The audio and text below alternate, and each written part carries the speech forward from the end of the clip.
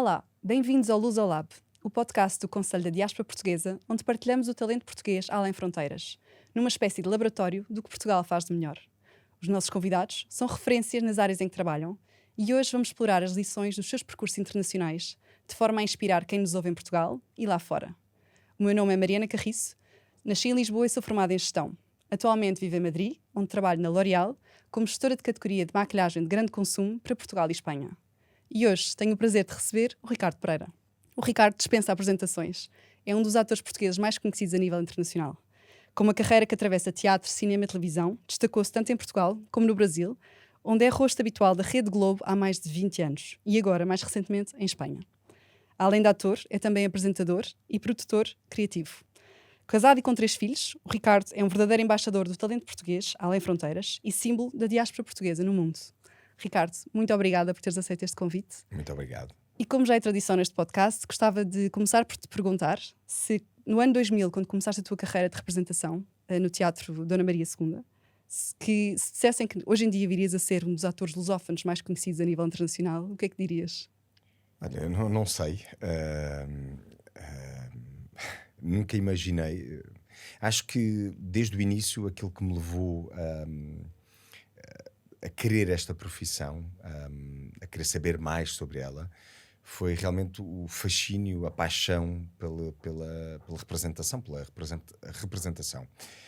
Acho que foi uma descoberta super gradual. Acho que no início, principalmente nessa altura, e eu vinha no Teatro Dona Maria, no Teatro Nacional Dona Maria II, estreiei-me profissionalmente, mas já vinha de uma carreira, diria, de teatro infantil, uma carreira muito importante, que foi a base de todo o meu respeito e entendimento do que seria esta profissão. O facto do teatro infantil, e nós somos pais, sabemos, as crianças reagem na hora, Claro. dizem na hora o que querem dizer e o que têm de dizer, e isso Feedback imediato. é um feedback imediato e dá-te uma coisa espetacular, um retorno espetacular quando tu estás a fazer uma leitura dramatizada ou estás apenas inserido num contexto teatral, a fazer uma peça de teatro e elas reagem no público durante o espetáculo. Eu adorei esse meu momento de teatro infantil de uma forma, diria, semi-profissional, mas que me criou as bases, os alicerces para eu entender muito desta profissão. Quando cheguei ao Teatro Nacional, tive a honra e o privilégio de estrear no Teatro Nacional profissionalmente, com o teatro ainda com uma companhia artística, portanto tinham atores que faziam parte da companhia do teatro, e esses atores ensinaram-me muito do que é esta profissão, e eu acho que isso foi fundamental. Portanto, eu fui e até hoje continuo assim, a viver cada momento sem nunca muito pensar no futuro. Ou seja, naquela altura jamais pensaria que praticamente a minha vida adulta passaria no Brasil até os dias de hoje. Jamais me passaria pela cabeça que iria ter a oportunidade de trabalhar na terceira maior televisão do mundo e no país das novelas, e fazer as novelas que na altura nós víamos quando ainda existiam dois canais apenas em Portugal. Portanto, foi tudo acontecendo como eu acho que hoje em dia também acaba por acontecer. Obviamente nós todos temos sonhos, até porque temos referências, lugares, pessoas com quem gostaríamos de trabalhar, países ou produtores com quem gostaríamos de ter experiências de trabalho, mas eu acho que as coisas vão acontecendo e o que tem que acontecer vai acontecer. Eu acho que é mais por aí. Acredito, concordo 100%. E efetivamente, falando do Brasil, em 2004 foi um marco importante na tua carreira. Foste o primeiro ator estrangeiro a protagonizar uma novela da Rede Globo, que é, como disseste, a terceira maior rede de televisão e mídia a nível mundial, com espectadores que chegam a 90 milhões por episódio. Como é que surgiu esse desafio na altura? E mais ainda, a conhecer uma diáspora que já existia há muito tempo. Aliás, os portugueses estão um pouco por todo o lado, e sabes que sempre tive muita curiosidade de ouvir, antes mesmo de entrar, como é que foi esta aventura Brasil, e a primeira aventura do Brasil. Eu tenho uma base de faculdade de psicologia. Eu adoro o comportamento humano, adoro pessoas, e adoro sentar-me em qualquer lugar a conversar com pessoas. Acho que há sempre algo que tu aprendes e podes retirar dessas experiências. Eu lembro muito de encontrar-me e tentar descobrir muito essa diáspora que já existia há tanto tempo, às vezes uma mais organizada, que se via e partilhava experiências e organizava eventos já juntos, e outra mais perdida em outros lugares, até mesmo num Brasil que é gigante, é grande, e tu encontravas pessoas por todo o lado que criaram histórias muito bonitas, que inspiraram tantas e tantas pessoas, e que essas mesmas histórias também tinham que ser resgatadas, nem que fosse apenas por escutar essas histórias, sabes? Às vezes conversares com essa pessoa, ela partilhar como é que tinha sido a vida dela até ali, já era quase como deixares um legado dessa diáspora em mim, que eu depois vou partilhar com outra pessoa, e isso é fantástico. Portanto, eu tive muita curiosidade quando fui para o Brasil, logo de encontrar ali histórias que me inspirassem também a esta nova aventura que eu estava a viver. E a minha aventura foi um acaso. Eu comecei a trabalhar com uma marca brasileira, com algumas marcas brasileiras, ainda em Portugal. Já era ator em Portugal, eu já tinha tido também experiências em séries, na televisão, em telenovelas, em cinema, muito o cinema francês. Comecei a trabalhar no cinema francês também, quase ao mesmo tempo que me estreiei no Teatro Nacional Dona Maria II, por conta das grandes coproduções que o Paulo Branco fazia sempre entre França e Portugal, e continua a fazer. Portanto, eu tive a oportunidade de me estrear com grandes nomes e trabalhar com grandes realizadores desde muito novo, mas esta experiência no Brasil foi um acaso. Eu estou a trabalhar com uma marca que existe até hoje, que é a Osklen, uma marca grande brasileira, que está também no mundo inteiro. E de repente estou em São Paulo a trabalhar com eles, fui convidado, já era a imagem deles aqui em Portugal. De repente decidi ir ao Rio, estava com a minha agente na altura e a diretora de marketing da Osklen, uma minha grande amiga, a Mariana. Decidimos ir ao Rio encontrar uma amiga. E já que estávamos no Rio, eu tinha conhecido 2 anos antes uma agente de atores brasileira que tinha estado em Portugal e que me disse: Ricardo, no dia que venhas ao Rio, liga-me, vais conhecer o Projac. E eu disse, estou no Rio, liguei, e por que não conhecer o Projac agora? Os grandes estúdios da Rede Globo. E quando vou, e encurtando aqui um bocadinho a história, conheço o Projac todo, fiquei admirado, os estúdios incríveis, uma versão totalmente gigante, uma outra dimensão daquilo que nós temos também aqui em Portugal. E de repente, quando saio mesmo do Projac, essa agente, a Márcia, vira-se para mim e diz-me: Ricardo, esqueci de ligar a um amigo meu, deixa ver se ele está aqui. Ligou e disse: olha, estou aqui com um ator, não disse a nacionalidade nem nada, tu estás aqui. E eu não percebi bem, ela queria-me apresentar aquela pessoa, voltámos a entrar e fomos. Ele disse: sim, estou aqui, estou na minha sala. Fomos à sala dele, batemos à porta. Quando ele abre a porta, eu estou na imagem da televisão dele. Isto é assim, é alucinante, espontâneo. porque isto é completamente o destino. É por isso é que falámos, isto já estava. Eu diria que ele andou mais rápido do que os meus próprios passos. Ele estava a ver cassetes, na altura eram cassetes ainda, de um casting que tinha sido feito 2 anos antes, em Portugal, por uma produção brasileira. Eu tinha ficado nos finalistas desse casting, e ele estava a rever os finalistas porque tinha um novo personagem. Pela primeira vez a Rede Globo ia ter um protagonista estrangeiro a fazer uma novela, tinha que ser português, porque o autor tinha escrito a história que era um português, e ele estava a ver essas cassetes, estava a revê-las. Ele é um produtor de elenco e de repente estava a ver a minha cassete na altura que eu chego à sala dele. Eu fiquei completamente assim incrédulo. Ele próprio olhou para mim, olhou para a televisão e disse assim: isto não está a acontecer. Para mim, tu estavas a 10.000 quilómetros daqui, em Portugal. E isso, obviamente, depois eu fiz um casting logo no dia seguinte para esse personagem, embora eles já tivessem viagem marcada para vir a Portugal testar um grupo de atores. Eu fiz um casting, correu maravilhosamente bem, e como a pessoa já vinha a Portugal fazer o casting, eu disse: então faço de novo em Portugal. E foi assim. Depois fui escolhido, fiz o primeiro projeto, achei que iria fazer um projeto no Brasil, e assim se passaram 20 e tal anos com, sei lá, acho que foram 15 novelas, umas 6 ou 7 séries, várias peças de teatro, muitos de cinema no Brasil, e uma carreira construída em paralelo no Brasil, em paralelo com a carreira aqui em Portugal e em outros países onde eu vou trabalhando também. Entre os 2 continentes, sempre. Sempre. E durante estes 20 anos, se tivesses que referir os maiores desafios que enfrentaste nessa adaptação, quais é que foram na tua carreira? Eu acho que essa pergunta é recorrente. Eu acho que era uma outra altura, e por isso é que eu te falei da diáspora, ou de portugueses que estão no mundo inteiro e que já foram em outras épocas das nossas vidas, épocas inclusivamente, nem sequer era nascido, que era mais difícil ainda. Eu acho que eu já tinha vivido em alguns países, porque eu trabalhei em moda durante muitos anos e isso facilitou muito. Ou seja, eu sempre tive uma capacidade de adaptação muito grande. Eu acho que a melhor forma de tu conheceres um lugar, uma cultura, um outro país, as pessoas desse país é misturar-te. Integração total. Integração total. E eu acho que isso é fundamental. Ao mesmo tempo que eu procurei escutar histórias de outros portugueses, de várias gerações diferentes, porque a mim me inspiram, eu procurei também escutar histórias de brasileiros, Locais.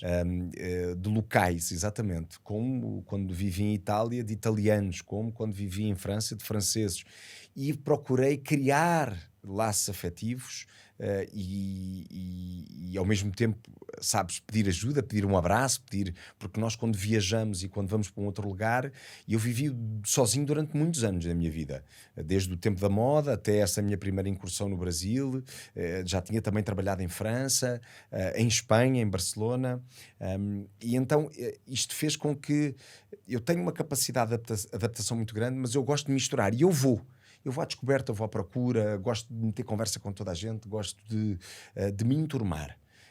E depois daí, obviamente, vêm relações de afetividade, de amizade, de pessoas que viram irmãos, viram família para a vida. E essas pessoas tiveram um papel fundamental para que eu nunca me tivesse sentido fora de casa. É engraçado, eu também quando cheguei ao Rio de Janeiro, pela primeira vez, e ao Brasil, eu não sei porque eu senti que eu já tinha vivido ali em algum momento. E acho que também o estilo de vida carioca e mesmo do Brasil de uma forma geral era mais parecido que o meu do que talvez até o estilo na época de Portugal. Acho que hoje Portugal também é mais descolado, como se diz, mais extrovertido. Eu sempre fui Mais muito cosmopolita. extrovertido. Eu sempre fui muito de ter pouca vergonha, de falar com as pessoas. E acho que isso me identificou muito mais com o estilo de vida no Brasil. Então eu senti-me em casa.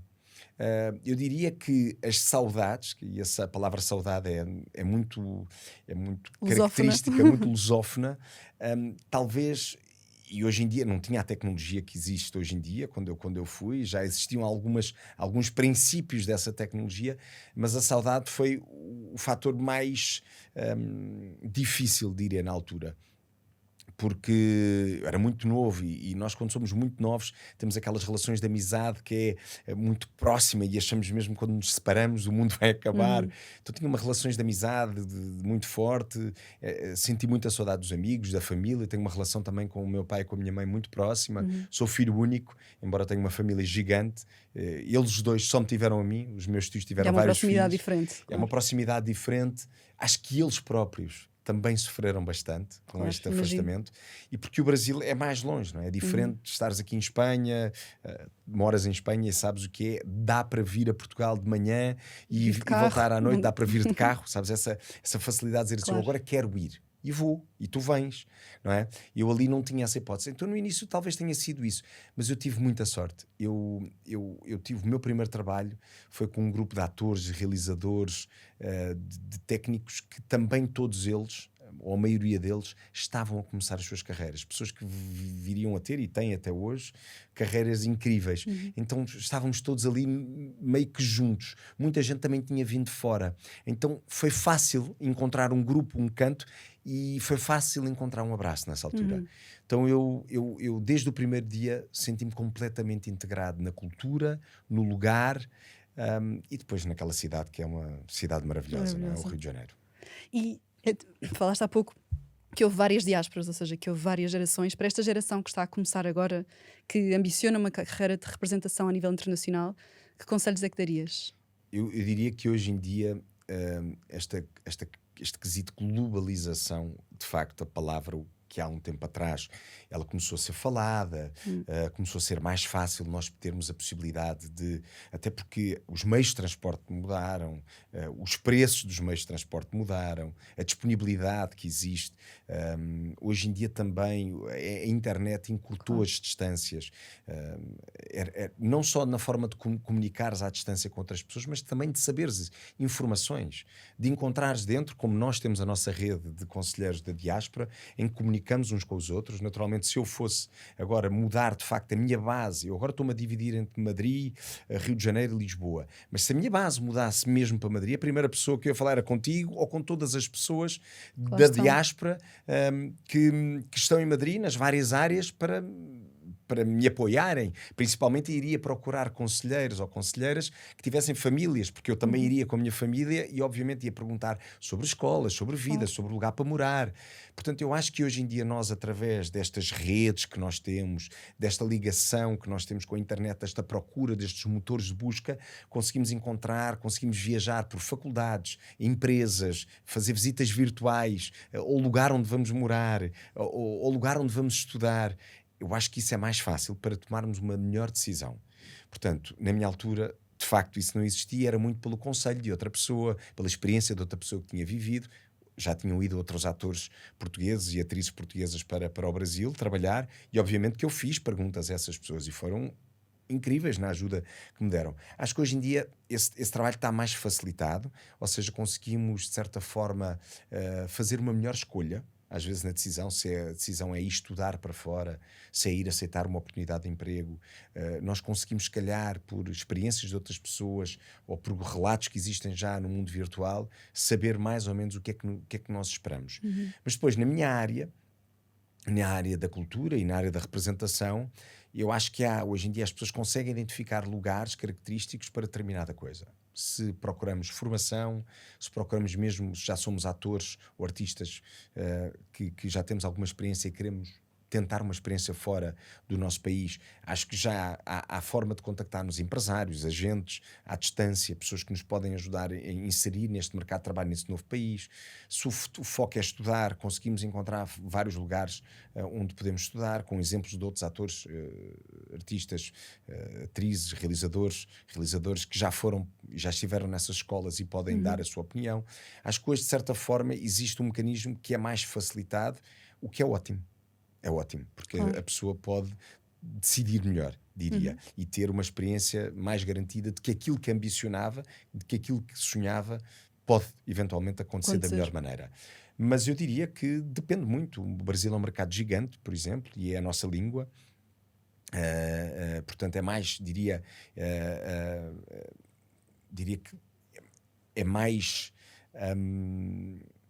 fácil a pessoa não se perder tanto ao início, talvez, mas acho que hoje em dia os nossos jovens todos, uma questão da escola, das faculdades, falam variedíssimas línguas, o inglês, o francês, o espanhol. Os portugueses também têm essa facilidade. Sim, os portugueses têm muito essa facilidade, mas o espanhol também, nas escolas, hoje, como opção ao inglês e francês, que na minha altura só existia essas línguas, entre outras línguas, queiram. As pessoas pensam muito no Brasil, na minha área, na representação, pelos exemplos de outros o meu e de outros colegas nossos que já lá estiveram, muito nos Estados Unidos, também outros colegas nossos que já lá estiveram, mas a Europa e Espanha hoje principalmente. Aliás, temos tido um fluxo de talento português a ir para a Espanha, a fazer projetos em Espanha, e também neste setor de coprodução que existe muito estreito hoje e num relacionamento muito próximo entre Portugal e Espanha, em várias séries, em vários filmes, e isso é fundamental. Acho que, inclusive, e na apresentação falaste muito, eu estou muito envolvido com Espanha e gosto muito e acredito muito na relação de proximidade destes dois países e no potenciar destas coproduções que podem, sem dúvida, ser muito importantes, de um país que é vizinho, que está aqui ao lado e próximo. Assim como com o Brasil, mas Portugal já tem uma tradição grande e antiga de coprodução. Aliás, está ali um guião de um filme que estamos a fazer agora, o Vindima, uma coprodução entre Portugal e Brasil. E eu estou envolvido, estamos a filmar agora no Douro, é um filme baseado num livro do Miguel Torga, mas estas relações, estas coproduções já existem há muito com o Brasil, quanto mais incentivarmos melhor, e com Espanha nos últimos anos temos intensificado cada vez mais esse trabalho, e isso promove os técnicos, o talento português, seja a nível da técnica, da representação, da direção, que é a realização, da autoria, de ter esta troca cultural que eu acho que é fundamental. E efetivamente falaste que Brasil é um destino aparentemente mais fácil exatamente pelo idioma, mas ainda assim tem um sotaque totalmente distinto. Distinto e depois é um país que é um continente. Claro. E como devem imaginar, naturalmente existem muito mais pessoas também a disputar este lugar de trabalho, não é? Que é a representação. Eu diria quando tem um fator linguístico pode ser mais fácil para a adaptação, porque não é só a questão profissional, não é? Claro. Uma pessoa quando muda de país não deve olhar só para o objetivo assim, eu agora vou trabalhar. E profissionalmente pode estar extremamente bem, ou porque foi convidada logo para uma empresa, ou no meu caso para trabalhar numa produção, mas há o outro lado, que é o lado pessoal. Claro. A pessoa tem que pensar sempre e tem que existir este equilíbrio. Quando eu falei que o Brasil é mais fácil, é se calhar a integração pessoal, não é? Da sua vida, do cotidiano. Mas depois no trabalho é um país com produções com um nível muito alto, com uma qualidade tremenda. É um país continental, gigante, com muito trabalho a nível de produção cultural, mas ao mesmo tempo também com muita gente a querer fazer essa produção cultural, claro. E és referido várias vezes por ser um verdadeiro poliglota, ou seja, estás há 20 anos entre continentes, sempre a fazer este switch do português do Brasil, português de Portugal, com um sotaque que vai variando e que nunca se nota, ou seja, para quem, mesmo eu até fui ver comentários de brasileiros que comentavam que a tua evolução como carioca foi impressionante e ainda assim fazendo produções espanholas, produções, filmes em italiano, em francês. Sei que trabalhas como fonoaudióloga para este treino, mas como é que é possível fazer este switch constante? Ou seja, há algum segredo por trás disso? Eu tenho muita curiosidade pelas várias. Eu adorava saber falar, diria todas, mas muitas línguas. Acho que gosto muito desse exercício, gosto muito do ser difícil e tentar alcançar, mas isso em tudo na minha vida, do desafio. Eu acho que eu me divirto muito nessa coisa de construir algo. Acho que é onde eu se calhar até tenho mais prazer. Esta coisa de é difícil, será que é possível? Bora tentar. E na questão da linguística, eu adoro a questão dos sotaques, de falares vários idiomas, de procurares. Eu viro, depois quando entro nessa construção, viro quase doente nisso. Vou dar um exemplo. Eu durante muitos anos tive uma fonoaudióloga no Brasil, 7 ou 8 anos, a Leila Mendes, uma grande amiga, família autêntica, mãe de 2 incríveis atrizes brasileiras, e foi, diria, extremamente importante para eu entender, porque o português do Brasil é muito diferente do português de Portugal, e esta questão de nós irmos para o Brasil e termos sempre, quando estamos na praia ou se vamos visitar alguma outra coisa e tentamos falar o português de Portugal, nós fechamos muito as palavras, as vogais, e há sempre um oi, não é? Porque as pessoas não conseguem acompanhar e às vezes falamos rápido demais. Então se estivermos a falar para os estrangeiros também é muito mais difícil perceber o português de Portugal. Como estamos aqui, já é difícil a compreensão, porque eles abrem a colocação da língua, a língua mesmo da língua é diferente, e então foi esse trabalho que eu fiz com a Leila durante muitos anos. Depois recomendei a Leila até para outros atores, o Paulo Rocha, meu grande amigo, e outros atores que vieram depois de mim para o Brasil também, para procurarem, porque realmente é um trabalho que exige muita dedicação, exige muito exercício, e é um switch mesmo. É como se estivesse a falar outra língua. A construção da frase é diferente, a forma como tu colocas e articulas é totalmente diferente. Vi que escrevias nos guiões, tu escreves nos guiões, exatamente, quase um outro dialecto. A mesma coisa que quando tive que aprender italiano para um filme, quando tive que aprender francês. Eu tive francês na escola e hoje em dia tenho uma compreensão, sempre tive total do francês. Falta-me algum vocabulário, hoje em dia tenho que recuperar, mas falo francês, falo inglês. O inglês consegues praticá-lo mais vezes. Promovo muito sempre o não deixar de exercitar com a leitura. Eu compro muitos livros em português do Brasil, compro muitos livros em inglês, compro muitos livros em francês, faço muito um trabalho muito interessante que é, estás a ver uma série, ouves em inglês e metes legendas em inglês. Muitas vezes Aprende-se muito assim, é verdade. tapei quantas e quantas vezes a televisão legendas. com fita para não ver as legendas e para tu procurares e fazeres este exercício. A minha recente descoberta foi o espanhol. Tive 2 anos quando fui convidado para trabalhar como produtor criativo da Netflix. Sabia que isso ia acontecer e trabalhei 1 ano antes e depois 1 ano quando já estava nesse cargo com o espanhol. E acordava, tinha uma professora de espanhol que por acaso morava em Lisboa, eu estava no Brasil, havia uma diferença horária, eu tinha aulas às 6 da manhã, online. Lá está, a coisa quase eu diria, antigamente era um workaholic, agora digo que é um work lover.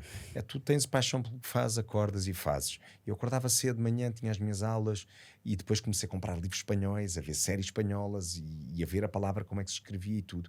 E resultou que nesta primeira série que eu fiz em Espanha, Eva e Nicole, para a plataforma de streaming A3 Player, para o canal Antena 3. Hoje em dia essa série também está na Max, mas eu não fui dobrado na série. Portanto, mas eu saía da série, eu ia ter com o meu professor, com o meu coaching de acting espanhol, lá em Madrid, e além disso, nós trabalhámos as cenas de tudo o que era acting, eu trabalhava toda a prosódia, como se diz. E depois ele gravava-me tudo e eu ficava a cozinhar em casa a ouvir aquilo tudo. E no dia seguinte acordava e ia ouvir aquilo tudo para o set. E antes de gravar, eu ouvia mais uma vez, andava sempre com o telefone. É um trabalho com os dobrar. fones. Ou seja, É um trabalho louco para tu encontrares. Eu tenho um bom ouvido.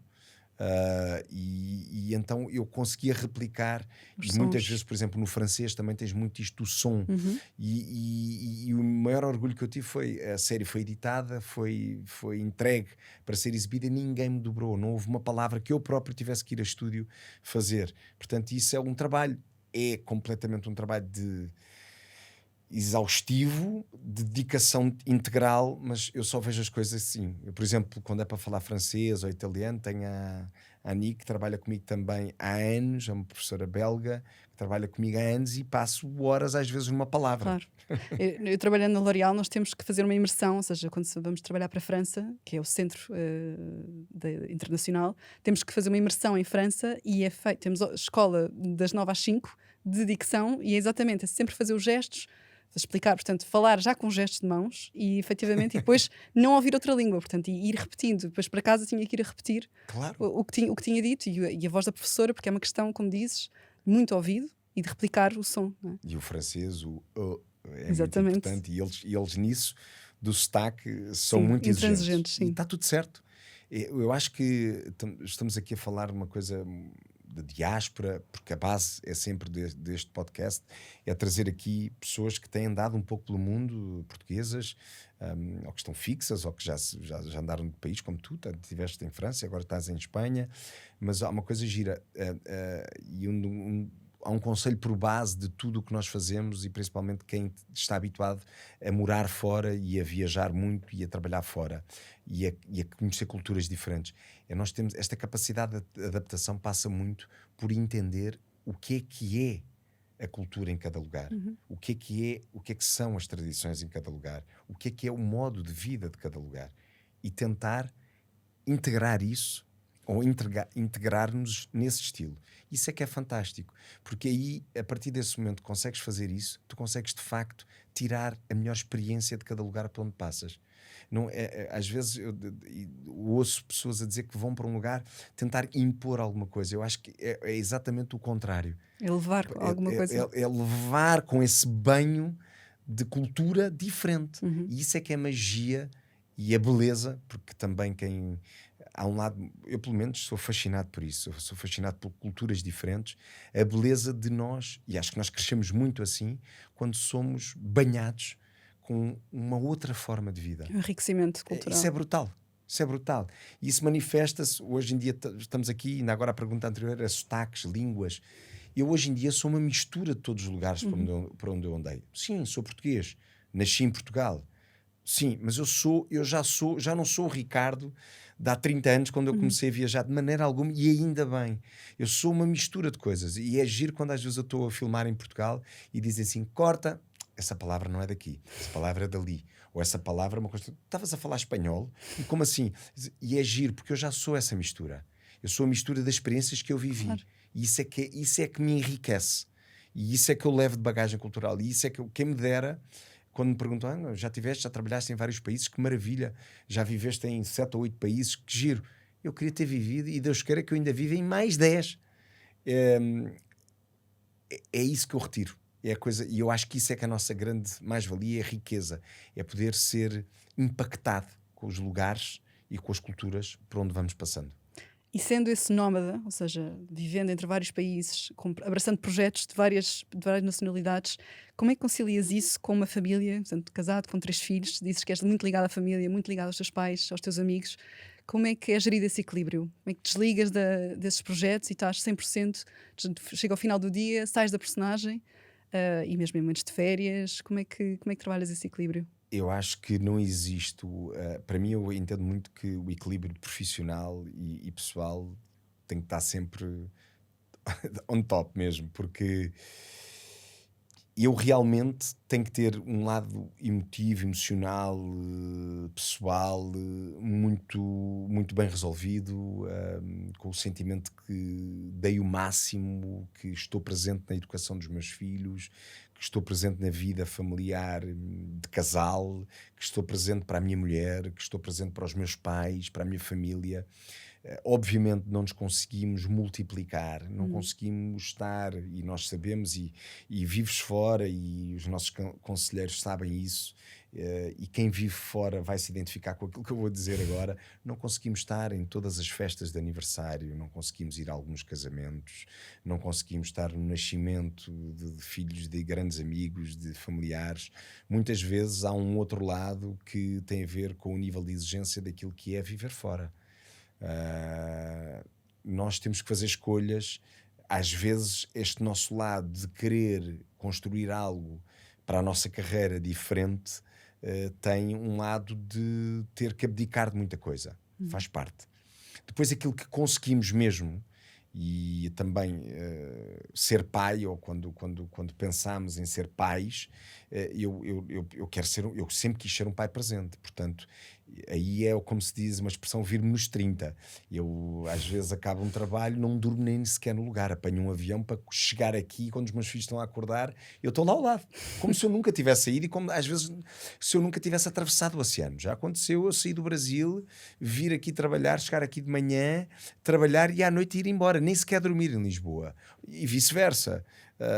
E dentro do Brasil a mesma coisa, que o Brasil é gigante. Enorme. Às vezes vir de madrugada para estar no acordado despertar dos meus filhos, ou porque era para dar só um abraço, que é tudo na vida, ou às vezes eles tinham uma apresentação ou tinham um teste e precisavam daquele incentivo.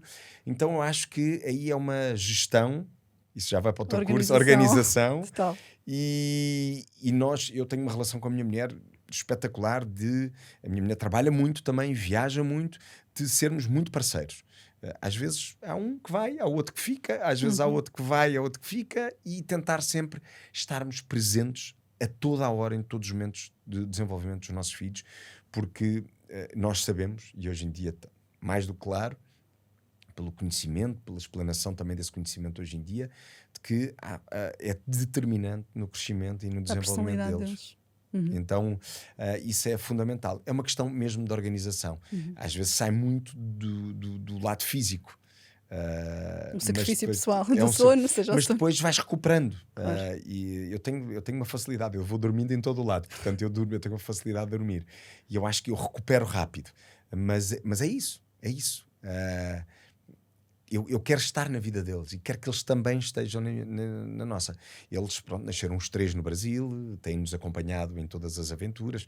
Às vezes, quando são projetos mais curtos, faz sentido que eu venha a meio do projeto, um mês, 2 meses, ou 3 semanas, mas vamos nos organizando caso a caso. Acho que isso também lhes trouxe uma noção de que eles também podem circular pelo mundo. Acho que eles no futuro vão ter essa percepção, e acho que vai ser engraçado vê-los a formarem-se, porque eu vejo as conversas deles hoje em dia, eles já pensam muito também de ter várias experiências. Eu acho que isso é bom. Eles hoje em dia, essa riqueza, essa bagagem cultural também é boa para eles. Obrigada.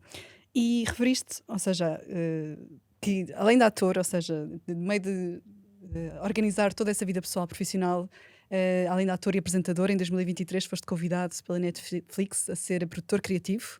Hoje em dia és produtor em várias plataformas de streaming. Como é que surgiu esse desafio? Já tinhas esse sonho de passar da representação à produção? Esse lado, quem me conhece e quem me foi acompanhando ao longo da carreira, eu já tinha tido outros convites para passar para um lado, não só de produção, mas para um lado mais executivo da nossa profissão. Eu sou bastante novo ainda, e falando nesse lado também eu acho que há momentos na vida para tudo.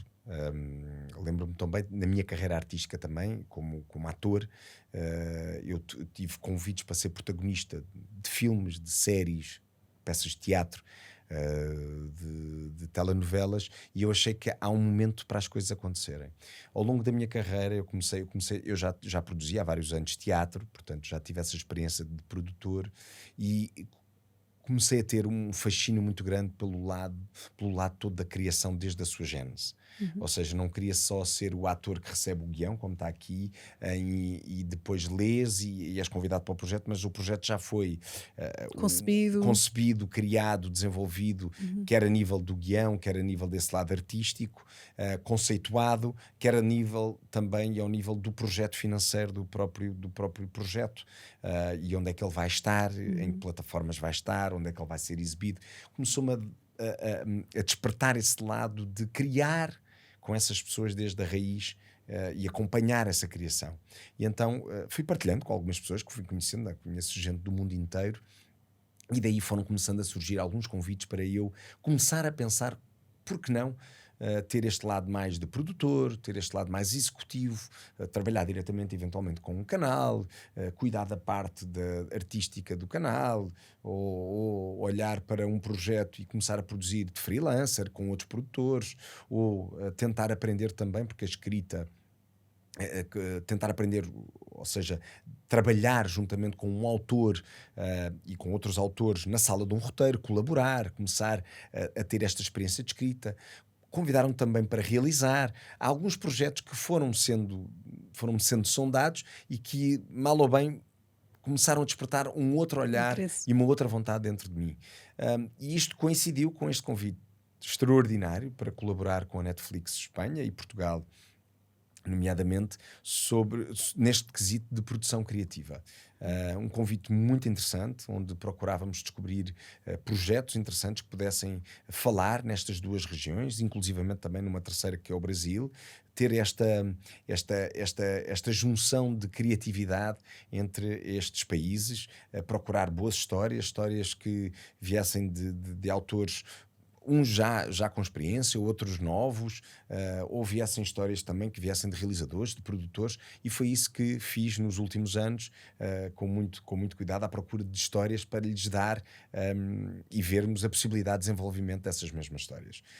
Posto isso reacendeu realmente essa paixão de criação do projeto desde a sua raiz, trabalhar com muitos criadores, autores, pessoas interessantíssimas com quem tive a oportunidade de trocar, de aprender, realizadores, produtores, e fez-me chegar à conclusão que é sem dúvida um trabalho que eu quero fazer em paralelo com a minha vida de ator.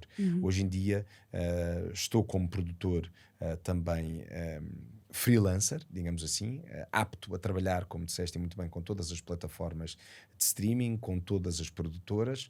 Aliás, temos no pipeline já vários projetos, temos projetos portugueses, brasileiros, espanhóis, uns em coprodução, outros projetos isolados para cada geografia, portanto, a trabalhar com outras pessoas também que fui conhecendo no meio ao longo destes anos todos. Uns são produtores, outros que também são criadores, portanto são showrunners, outros que são autores, que também autores que estão a virar também produtores da sua própria história. Portanto, temos vários projetos, uns mais adiantados do que outros, e brevemente vou ter projeto criado juntamente com outros produtores, portanto, e ter esse, diria, prazer de experimentar esta outra área que é a produção de audiovisual, coprodução neste caso, de audiovisual, que já fiz também em teatro. Portanto, é um caminho que eu quero explorar, assim como a realização, sempre o disse, e ultimamente tenho intensificado um bocadinho mais esse meu lado e esse meu olhar, juntamente com 2 realizadores ou 3 com quem quero trabalhar, quero ser um bocadinho um ghost director, estar com eles, a aprender com eles, e depois se calhar realizar algumas cenas desses projetos, para começar também a ter esse outro olhar e esse primeiro trabalho na realização. Portanto, são outras, diria, disciplinas dentro da minha área, que é para onde seguirá, sem dúvida, o meu futuro. E dentro desse mundo da produção, uma das coisas que tem sido muito focal é a atração do investimento para Portugal do estrangeiro, ou seja, atrair produções estrangeiras para Portugal. Já há vários sistemas de incentivo, o cash rebate, sistema de incentivo fiscal, mas tu já mencionaste outras, o Fundo de Apoio ao Turismo e ao Cinema, a criação e existência de uma Portugal Film Commission. O que é que achas que ainda há por fazer, ou seja, há mais caminho a percorrer para atrair mais produções estrangeiras para Portugal, nomeadamente estando presente em produções noutros países? Sim, nós temos, ainda agora mesmo, há 3 semanas ou 4, estreiei uma série com a Portugal-Espanha, a minha segunda série em Espanha também, o Lume, que está na plataforma Max espanhola e que está a fazer um resultado tremendo, está com a RTP aqui. Todas essas produções, de coproduções, têm existido. Neste momento estamos em rodagem deste filme da Vindima no Douro, que é uma coprodução entre Portugal e Brasil, entre 2 produtoras, uma de Portugal e outra do Brasil. Estive a fazer um outro filme agora também brasileiro, em Portugal também, uma comédia, também uma coprodução Portugal-Brasil. Nós temos conseguido nos últimos anos, até com produções internacionais, nomeadamente produções gigantes mesmo, que vieram filmar a Portugal, utilizando empresas portuguesas, técnicos portugueses, talento também português. Há várias coisas a acontecer no futuro, aquilo que eu te estava a fazer, não só as produções onde eu estou envolvido como produtor, mas sei de outros produtores. Há coisas a acontecerem, não só entre Portugal, Brasil e Espanha, mas também com outros países da Europa e até mesmo da América. Portanto, eu acho que nós estamos num momento, e se olharmos para os últimos anos, muito positivo. Temos conseguido captar esse investimento e atrair essas produções para Portugal.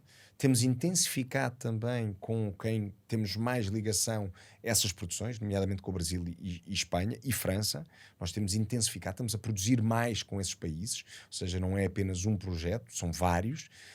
Acho que nós temos que continuar neste caminho que foi construído já há uns anos. Lembro-me perfeitamente quando entrei no Conselho da Diáspora, um dos primeiros painéis que coube-me a mim organizar foi exatamente trazer essa cultura para Portugal, de que nós poderíamos ser um país não só de service, mas um destino para filmes, para séries, para cultura. Porque nós, dentro do Conselho da Diáspora, para quem vê este podcast e que não está dentro do Conselho, nós dividimos-nos também em subgrupos, e no meu caso da cultura vou à procura daquilo que é interessante trazer e despertar para este olhar para Portugal. Portanto, e nós apresentámos um painel a todos os canais de televisão, exatamente. Nós já éramos, na altura, bons a fazer sapatos. Eu acho que, e não vou falar porque não é a minha área, mas acho que hoje em dia talvez sejamos o número 1. Em bicicletas, se calhar já somos o número 1. Portanto, e nós na altura já éramos muito bons a fazer determinado conteúdo, mas estávamos muito fechados nas nossas fronteiras. Nós devíamos ser não só receptivos, mas também devíamos internacionalizar o produto que era feito aqui. Portanto, e acho que nestes últimos anos avançámos muito nessa direção. O que é que eu acho que falta agora? E criámos leis e incentivos para captar essa produção dentro do nosso país.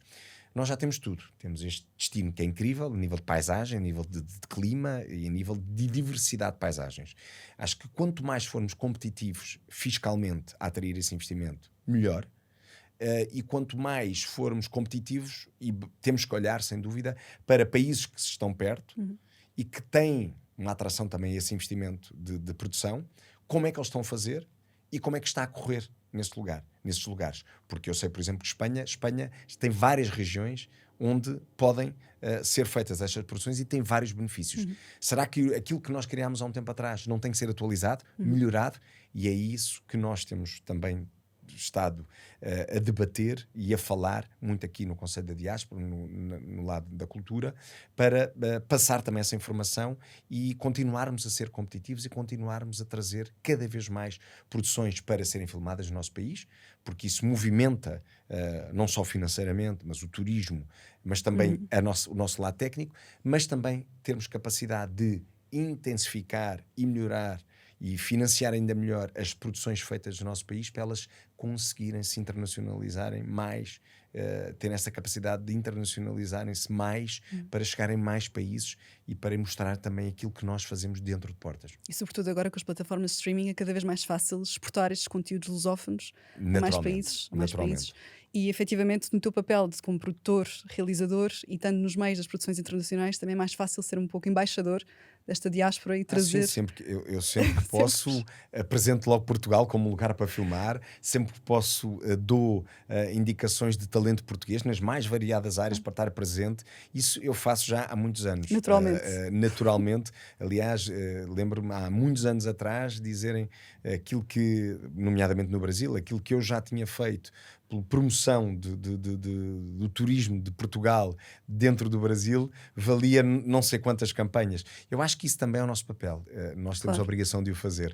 Sendo portugueses, temos que falar e tentar, obviamente, promover o nosso país nas mais variadas áreas, nos mais variados lugares.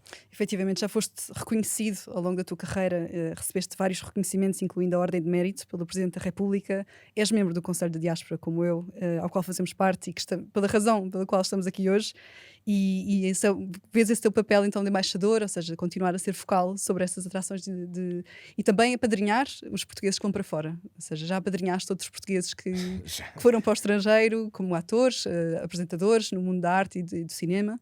Já, primeiro é uma honra receber essas distinções. Acho que nós em Portugal às vezes temos um bocadinho de vergonha de sermos homenageados, e eu acho que nós devíamos, nas mais variadas áreas, ser mais vezes reconhecidos. É bom ser reconhecido. É bom ser reconhecido.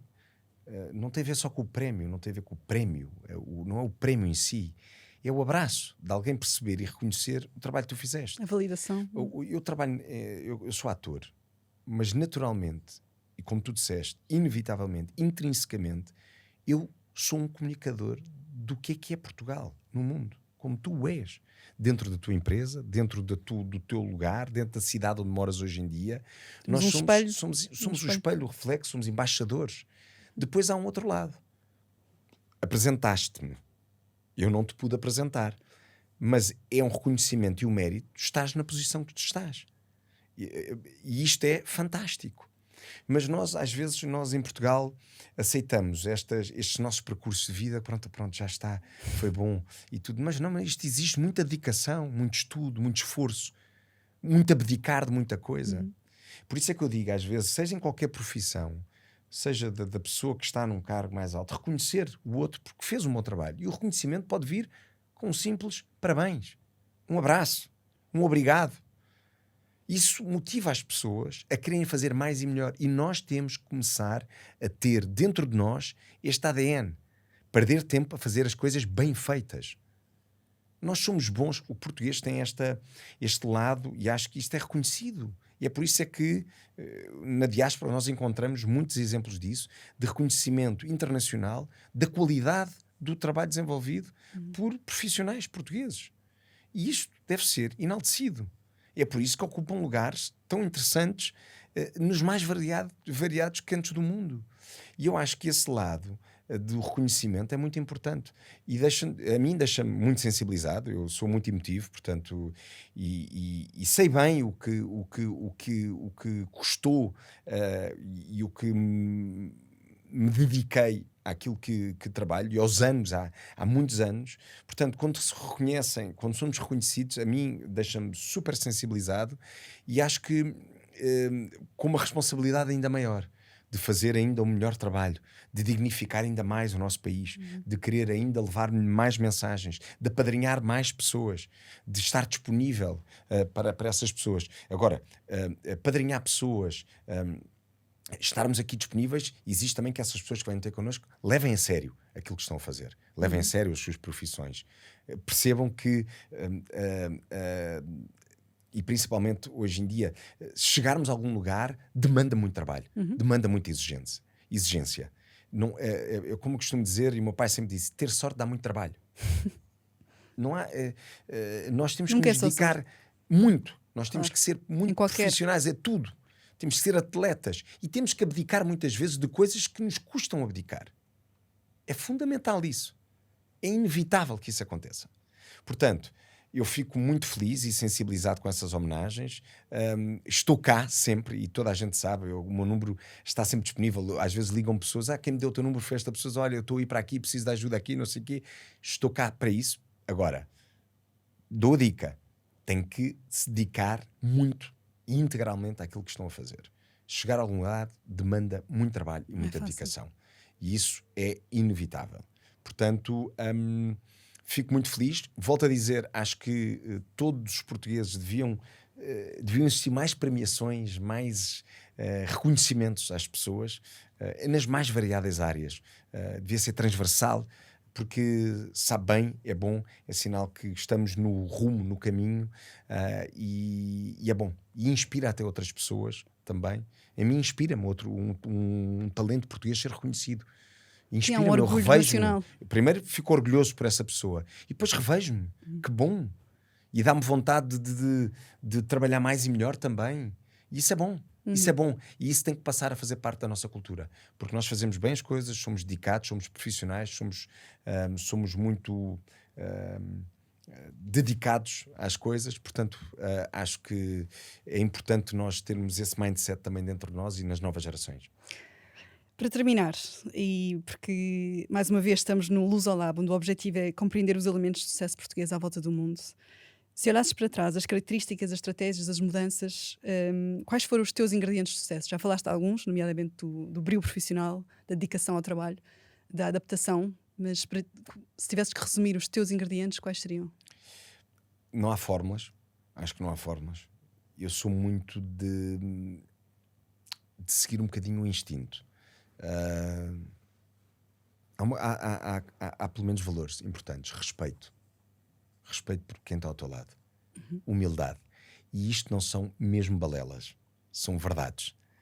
Acho que tu tens que ter respeito e humildade, só assim vais ter um olhar e um ouvido disponível para aprenderes. Isso vai fazer com que tu cresças, com que tu te desenvolvas. O não ser dono da razão é fundamental para um crescimento. Acho que isso para mim, é o princípio básico. Depois eu acho que cada caso é um caso. Eu tenho variedíssimos amigos que não se adaptaram, moraram fora, não se adaptaram. Há pessoas mais ligadas ao país, à família. Está tudo certo. Nada está errado. No meu caso, eu fui muito de seguir o impulso, de seguir muito a minha intuição, de me atirar para o escuro muitas vezes, de não se via nada, mas eu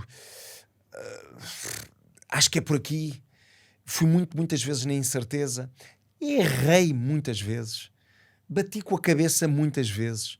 Fez tudo e faz tudo parte da aprendizagem. Portanto, eu acho que não há uma fórmula.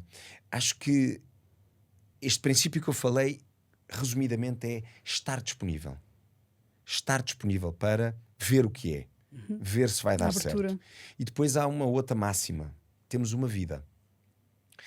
Ikigai, está aqui um livro, um princípio japonês que eu tenho recorrentemente nos últimos tempos ouvido, e fez-me comprar esse livro. Neste caso, este até eu comprei um outro, este foi oferecido, mas fez-me ir à procura do que é que isto quer dizer. E basicamente, de uma forma geral, ele quer dizer fazer cada coisa da tua vida valer a pena. Então acho que nós temos uma vida. Até agora ninguém nos explicou que existe outra, ou ninguém nos provou que existe de facto outra vida. Vamos tirar dela o melhor. Às vezes para isso temos que errar, às vezes acertamos muito menos do que erramos, e vamos à descoberta. Vale a pena não evitar essa ida à descoberta. Porque está no nosso ADN, em português. Está no nosso ADN. E depois tem outra coisa. Acho que podemos arrepender-nos numa fase mais tardia, e aí já não conseguimos voltar atrás. Portanto, eu acho que o arriscar, isso é uma coisa que me caracteriza bastante. O arriscar faz parte daquilo que eu sou, tem a ver com a minha educação e tudo. E eu arrisquei bastante. Não sabia se ia dar certo. Continuo a arriscar. Se me perguntares, hoje tenho 45 anos, continuo a arriscar bastante. A tirar-me para fora de pé. Às vezes corre bem, às vezes corre mal. Então eu acho é que vale a pena pelo menos tentar. Ricardo, muito obrigada pelo teu tempo. Obrigada por partilhares o teu Obrigado percurso a ti. profissional e pessoal. A quem nos ouve, não se esqueçam de subscrever ao podcast do Lusolab e de partilhar este episódio. E até uma próxima. Muito Obrigada. obrigado. Obrigado.